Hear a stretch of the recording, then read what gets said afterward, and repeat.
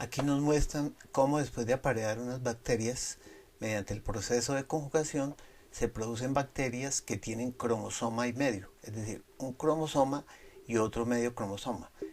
Entonces, en estos dos cromosomas hay dos operones lactosa y se pueden comparar eh, cuando los dos operones tienen la misma mutación y cuando en un operón hay una mutación y en el otro operón no hay mutación, es normal.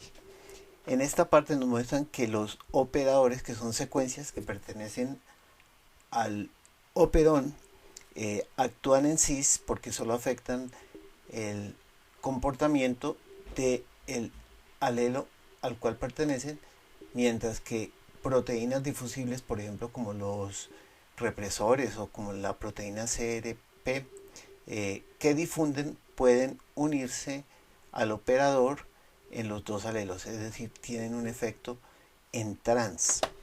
Aquí tenemos unas comparaciones de mutaciones en el operador, un operador que no tiene mutaciones, es decir, que permite la unión del represor, y un operador que tiene mutaciones con un efecto constitutivo, es decir, que todo el tiempo se van a estar expresando los genes Z, Y y gen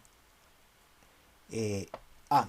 Entonces se produce el represor al operador que tiene las mutaciones, no se une el represor, por eso esos genes se expresan de manera permanente, de manera constante, y el represor sí se une al operador normal.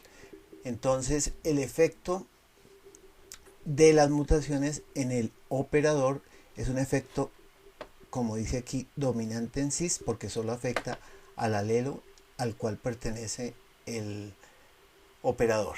En este caso tenemos ejemplos de mutaciones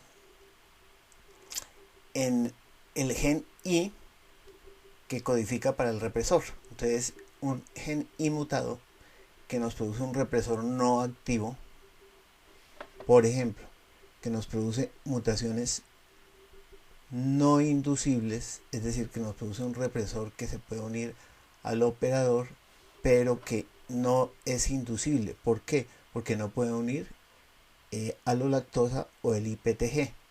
¿Sí? Entonces nos dicen, estas mutaciones son dominantes, porque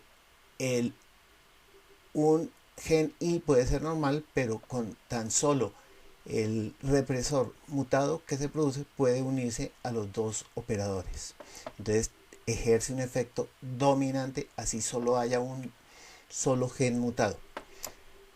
Las mutaciones en el gen LAC-I, que producen una expresión constitutiva, es decir, que producen un represor que no se puede unir al operador, entonces esas mutaciones son recesivas. ¿Por qué?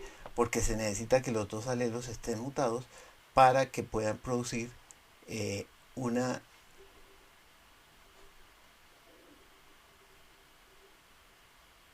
expresión constitutiva, no se puedan unir a ningún operador y los genes LAC-Z, LAC-Y y LAC-A se expresen de manera constitutiva.